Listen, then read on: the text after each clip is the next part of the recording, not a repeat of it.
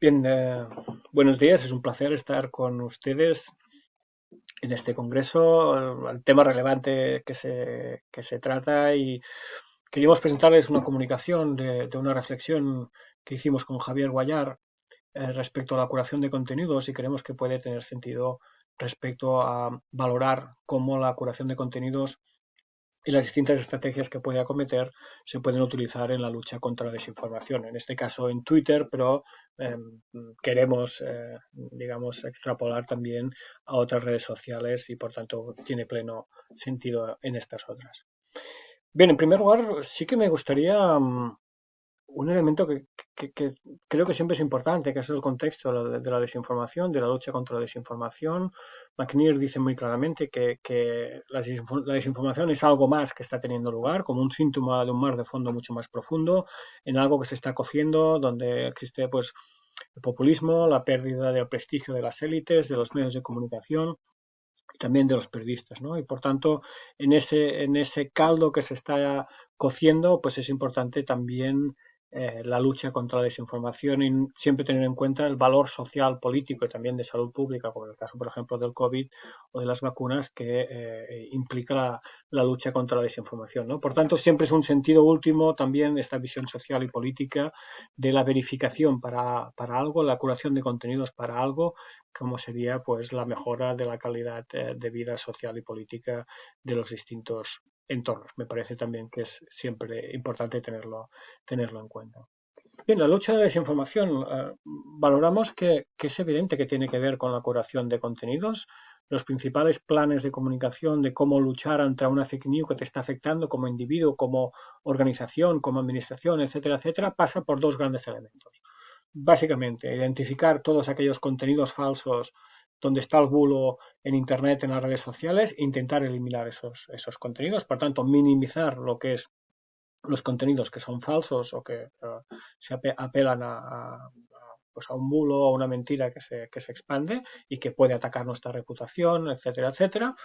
Pero también, por otra parte, la diseminación de contenidos con valor, ciertos, que permitan contrarrestar estos mensajes negativos. Y no estamos solo hablando de percepción de una marca, sino que estamos hablando de contrarrestar mediante datos, hechos y con valor, pues contenidos que sean ciertos respecto, que puedan ser mucho más visibles y localizables ante la búsqueda, pues en un motor de búsqueda para luchar contra la desinformación, ¿no? Por tanto, y aquí es donde decimos y apelamos a que esto es curación de contenidos, que es por tanto pues filtrar contenidos que existen y de qué manera se puede llevar a cabo. Un ejemplo, en lo que sería en contenido de Internet, la visión clásica de la curación de contenidos es filtrar, de alguna manera identificar aquel contenido científico que puede ser falso, pues en relación al COVID, la violencia de género, la emergencia climática, y de alguna manera la curación de contenidos permite además encontrar aquel contenido científico que tiene calidad, que tiene un valor añadido y que por tanto, digamos que a nuestra comunidad a la cual le servimos para que esté al día de un determinado tema o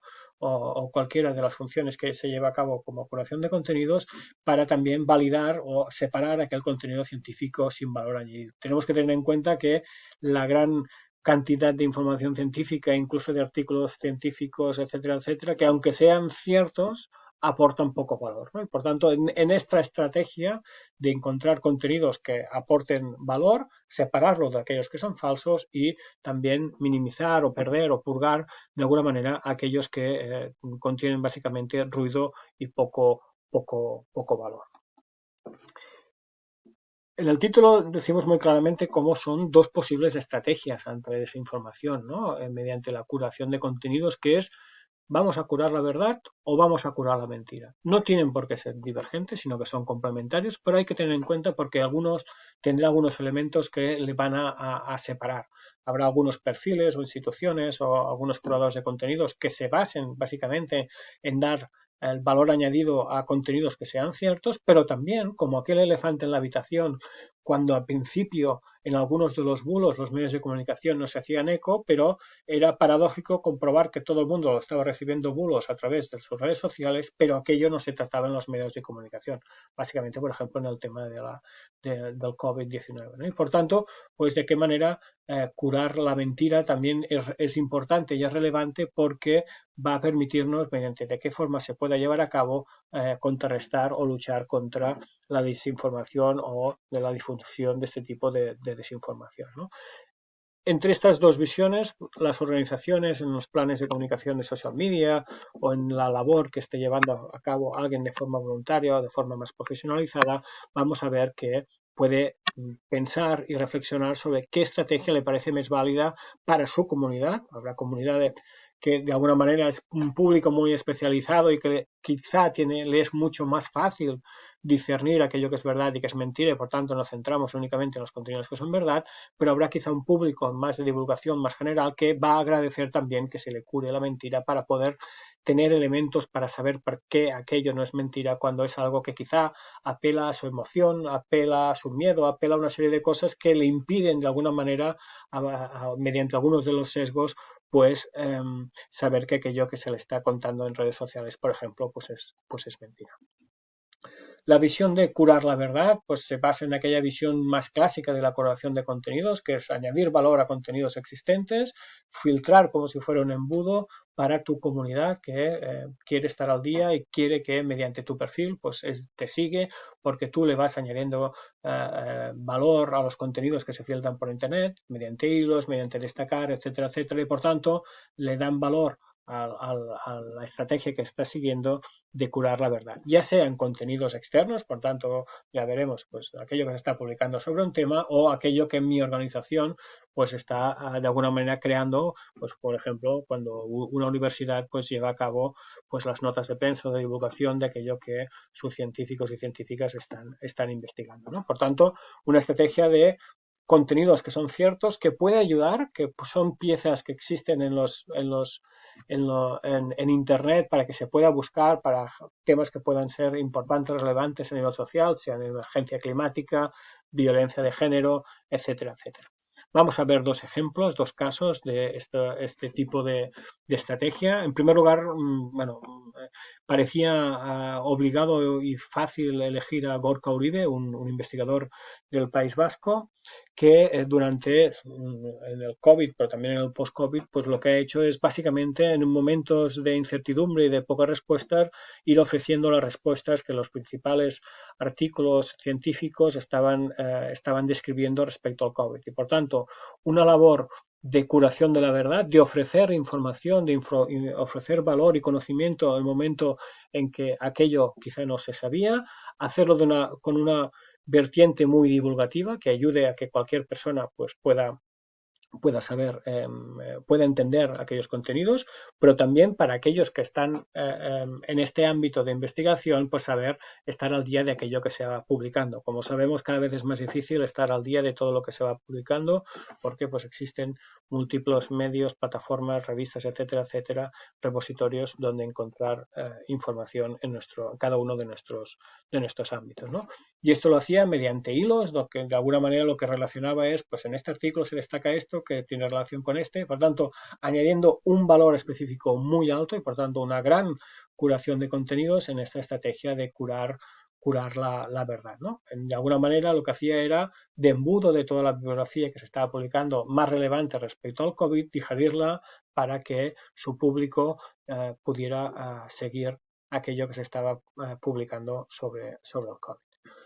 En este otro ejemplo, lo que hacemos, lo que hace la presencia en la red social, lo que hace es digerir un artículo muy importante que se ha publicado en Nature. Lo que se hace es una digestión con valor para explicar quizá conocimientos mucho más complejos, pues explicarlos a una serie a tu comunidad que te está siguiendo de una forma mucho más sencilla, ¿no? Por tanto, aquí es más elegir un determinado contenido y mediante la digestión y el valor que se le está añadiendo, hacerlo mucho más entendedor para cualquiera de las fuentes que lo estén considerando. Respecto a la curación de la mentira, es evidente que sirve de apoyo o soporte al proceso de verificación tal como se ha establecido pues, en los últimos años en la lucha contra la desinformación y las fake news. Y también creo que es importante entender y reflexionar respecto al debate sobre el altavoz que curar la mentira implica respecto a la fuente desinformadora. Estamos amplificando, estamos minimizando, vale la pena citar, vale la pena enlazar, vale la pena tratarlo. Es decir, esto es un elemento de reflexión que veremos de qué forma proponemos que se pueda tener en cuenta. Pero es evidente que cuando estamos curando la mentira estamos haciendo algo más. También en algún momento también hablaremos del posible coste, ¿no? Vamos con dos casos, también de tipos de salud. La gente de Salud Sin Bulos, que hicieron un trabajo ingente durante la COVID, pues desmintiendo bulos en cualquiera de los ámbitos, y que de forma proactiva lo que hace es, en el Día Nacional del Cáncer de Tiroides, pues lo que hace es recoger, compilar todos los distintos mitos que existen respecto a un determinado tema, respecto a esta enfermedad, juntarlos, no porque haya habido pues sea un trending topic, sino porque de alguna manera lo que es una digestión que creen que es oportuna para la gente, pues que acaba de ser diagnosticada, tiene toda una serie de dudas, pues tratar los bulos. Por tanto, eligen en este caso la lucha activa contra la mentira y contra los bulos y lo hacen de esta forma más proactiva eh, mediante hilos, mediante acceso también a su blog, a sus contenidos para poder de alguna manera ayudar a luchar contra la desinformación en este ámbito. Y en este otro ejemplo, más de tipo reactivo, pues evidentemente la gente de Maldita Ciencia, que ante una cadena viral concreta que estaba hablando pues de que la yuca o la vitamina B17 podían curar el cáncer, por tanto que era una tendencia, que era algo que estaba muy viralizado, lo que hacen es atacar mediante pues identificar que aquello es mentira y mediante las fuentes que utilizan en su verificación desmentir la desinformación, ¿no? Por tanto, de alguna manera, pues el trabajo de la verificación de reacción ante un bulo concreto que además estaba teniendo pues bastante seguimiento, ¿no? Y por tanto, pues otro caso en la estrategia de curación de la mentira. Elementos de discusión. Es evidente que las dos estrategias son válidas, que no son, que pueden ser complementarias, que un perfil que haga coloración de contenidos respecto a un determinado tema puede hacer ejemplos de curación de la verdad, curación de la mentira, pero habrá quizá algunas organizaciones, algunos perfiles que quieren especializarse en la curación de la verdad por una propia misión, objetivos la organización o dentro de su plan de comunicación, y habrá otros que pues acometan curar la mentira como estrategia válida.